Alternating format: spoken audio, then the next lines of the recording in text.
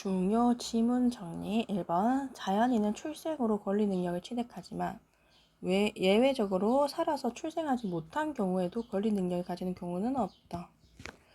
태아는 채무 불이행에 기한 손해배상 청구권에 관하여 이미 출생한 것으로 본다. 채무 불이행은 없다. 불법 행위로 인한 손해배상에 대해서는 출생한 것으로 본다. 채무 이행이 아니고 불법 행위. 태아는 모든 법률 관계에서 자연인과 동일한 권리 능력을 갖는다. 태아가? 우리 민법은 태아의 경우 모든 법률 관계가 아니라 개별적 법률 관계에 의해서만 출생한 것으로 보는 입법주의, 개별적 보호주의를 취하고 있다. 아니다. 의사 능력은 자신의 행위의 의미와 결과를 합리적으로 판단할 수 있는 정신적 능력으로 구체적인 법률 행위와 관련된 개별적으로 판단해야 한다.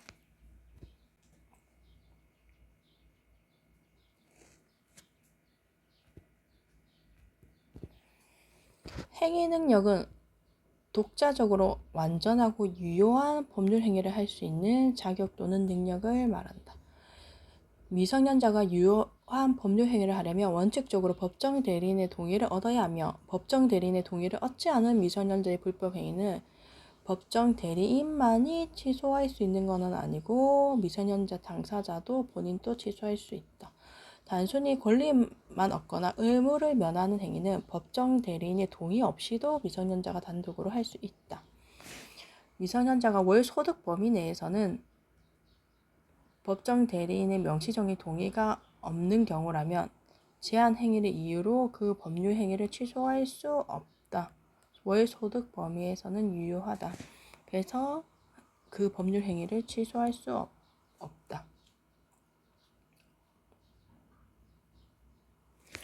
미성년자가 월 소득 범위 내에서 신용 구매 계약을 체결한 사안은 스스로 얻고 있던 소득에 대해서는 법정 대리인의 묵시적 처분 허락이 있었던 것으로 보아 위 신용 구매는 처분 허락을 받은 재산 범위 내의 처분 행위에 해당한다.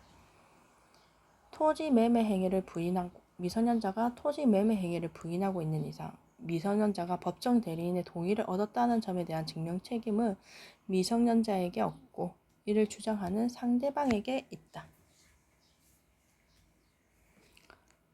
미성년자의 근로 체결 계약은 법률 행위이므로 법정 대리인이 근로 체결 계약을 대리하여야 한다. 근로 체결 계약은 미성년자가 할 수 있다. 미성년자는 대리행위, 유언행위는 만 17세 이상, 임금 청구, 법정 대리인이 범위를 정하여 처분을 허락한 재산의 처분 행위, 법정 대리인으로부터 허락을 받은 특정한 영업에 관한 행위에 관하여 법정 대리인의 동의 없이 단독으로 유효한 법률 행위를 할 수 있다. 법정 대리인의 동의 없이 신용구매 계약을 체결한 미성년자가 사후에 법정 대리인의 동의 없음을 사유로 들어 이를 취소하는 것은 신의 측에 위반된 것이라고 할 수 없다. 가능하다. 법정 대리인이 범위를 정하여 처분을 허락한 재산은 미성년자가 임의로 처분할 수 있으나 미성년자가 아직 법률 행위를 하기 전이라면 취소도 할 수 있다.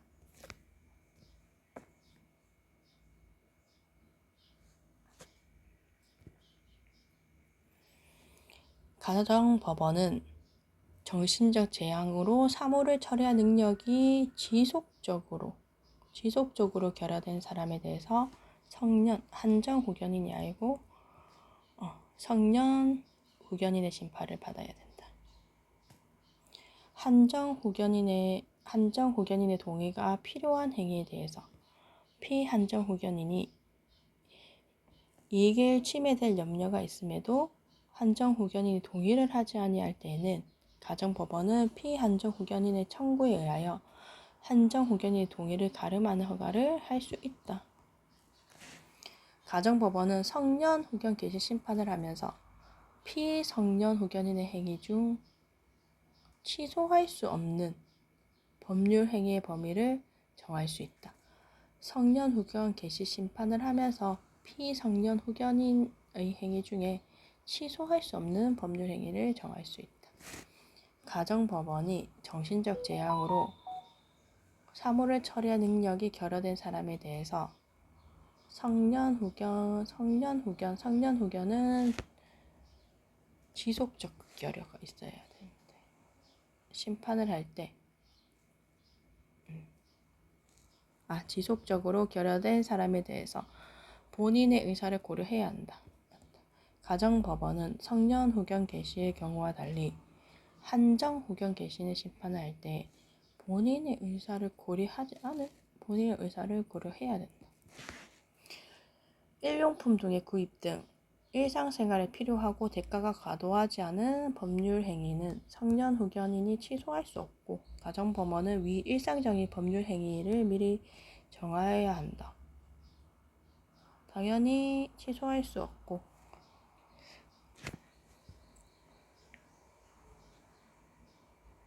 피성년후견인의 법률 행위의 범위를 정할 수 있으나 일상적인 법률 행위의 범위를 미리 정하여야 한다는 명문은 없다.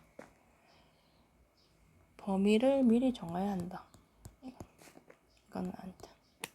가정법원이 피한정 후견인 또는 피특정 후견인에 대해서 성년 후견 개시의 심판을 할 때는 종전에 이거는 심판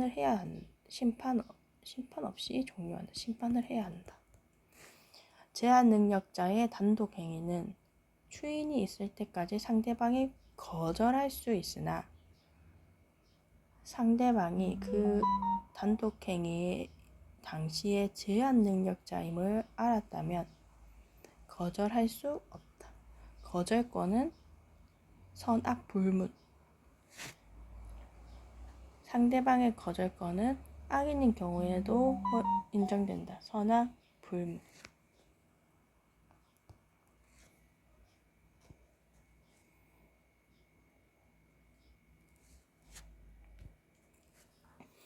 미성년자가 속임수, 동의가 있는 것으로 믿게 한 경우에는 그 행위를 취소하지 못한다. 상대방은 제한 능력자 층에서 추인 전까지 철회할 수 있지만 제한 능력자에 대해서는 능력자로 된 경우에만 철회의 의사표시를 할 수 있는 건 아니다. 제한 능력자에게도 할 수 있다.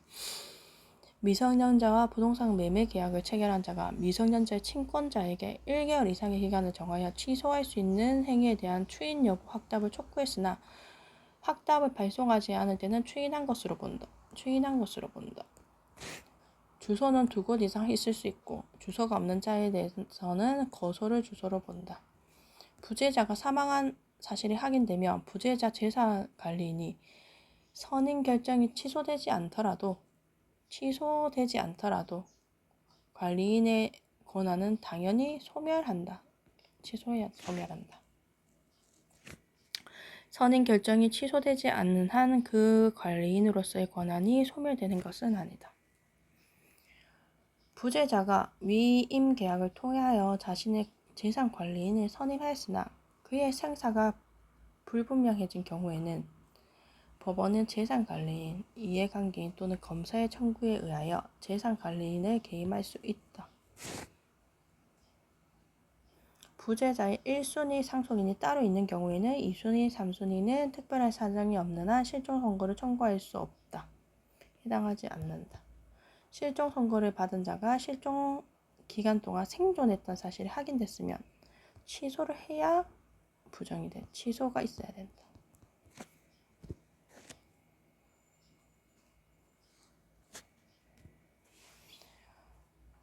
실종 선고가 취소되더라도 실종 기간 만료 후 실종 선고 취소 전 실종 선고 후 선고가 되고 실종 선고 취소 전에는 선의로한 행위의 효력에는 영향을 미치지 아니한다. 실종 선고의 청구권자와 실종 선고 취소의 청구권자는 동일 안 할 수도 있다. 실종 선고할 때는 본인이 실종 선고 못하지만 실종 선고 취소는 본인도 할 수 있으니까 동일한 것은 아니다. 잠수 장비를 착용하고 바다에 입수하여 부상하지 않은 채 행방불명됐다면 1년에 일반은 5년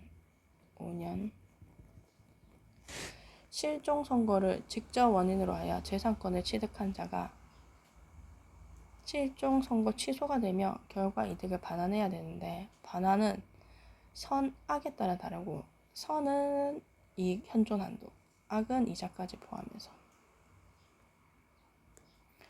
부재자 재산관리인의 권한 초과 행위에 대한 법원의 허가는 과거에 처분 행위도 각오했던 것도 추인하는 방법으로 유효하게 할 수 있다.